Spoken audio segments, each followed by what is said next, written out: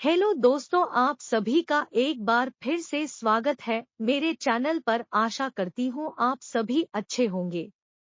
आज की कहानी आधारित है पहला प्यार। वह अक्सर कहा करता था, आकाश की ऊंचाई को छूना चाहता हूँ। इन बादलों में गुम हो जाने पर मैं उस मधुर आवाज का इंतजार करूँगा जो तुम मुझे बुलाने के लिए दोगी। तुम गाओगी, न जाओ सैया छुड़ा के बहिया, कसम तुम्हारी मैं रो पड़ूंगी। और मैं गाऊंगा, सारंगा तेरी याद में नैन हुए बेचैन, मधुर तुम्हारे मिलन बिना दिन कटते नहीं रैन। इसी तरह की अटखेलियों में हंसते गाते हमारे दिन बीत रहे थे। सौरभ बहुत ही जिंदा दिल इंसान था। मैंने उसे जितने करीब से देखा था, उससे ऐसा आभास होने लगा था कि हम दोनों एक दूसरे के लिए ही बने हैं और एक दूसरे के लिए ही हमारा जन्म हुआ है। उन दिनों सौरभ और मैं रविंद्र कॉलेज में बीए अंतिम वर्ष में पढ़ते थे। सौरभ एयरविंग में सीनियर डिवीजन में था तथा कॉलेज की विंग का कैप्टन था। बुधवार और शनिवार को एयरविंग की परेड होती थी। उस ड्रेस में वो बहुत अच्छा लगता था और सुबह आते ही मुझे सैल्यूट करता था।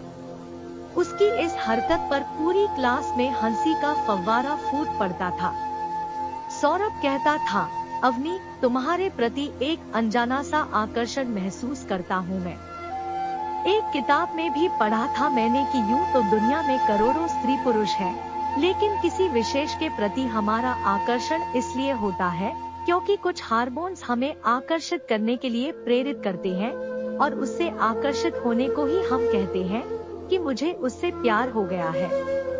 दिल की धड़कनें बढ़ जाती हैं, उसके इंतजार में दिन रात एक हो जाते हैं। फिर सौरभ ने एयरविंग के माध्यम से एयरक्राफ्ट की ट्रेनिंग शुरू कर दी थी। वह छोटे प्लेन उड़ाने लगा था। उसका सपना पायलट बनकर वायुसेना में जाने का था, जहां वह हिमालय की ऊंची ऊंची वादियों में उड़ सके। लेकिन जब भी वो प्लेन उड़ाने जाता, मेरा दिल बहुत डरता। एक अनजाने भय से मैं कांप जाती। इसी बीच हमारे फाइनल ईयर की परीक्षाएं खत्म हो गई थी।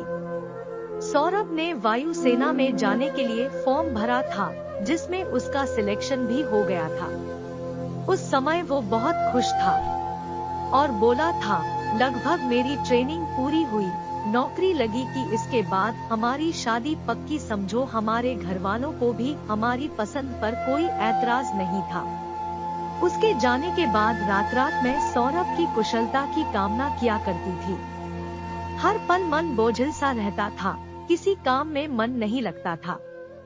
दिसंबर की ठंडी सुबह थी, वो फोन की घंटी लगातार बज रही थी।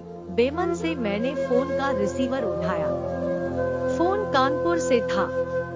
सौरभ के पिताजी बोल रहे थे, अवनी, एक प्रशिक्षण उड़ान के दौरान सौरभ का प्लेन क्रैश हो गया है।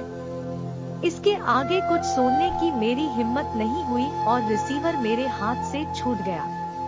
सौरभ हम सबसे बहुत ऊंचाई पर पहुंच गया था, इस आकाश, इस ब्रह्मांड से भी ऊपर। एक सुखद स्वप्न की तरह कॉलेज की यादें अब केवल यादें ही रह गई है। सौरभ की जिंदादिली, हंसमुख स्वभाव इतने सालों के बाद भी ज़हन में अपना सुरक्षित स्थान बनाए हुए है।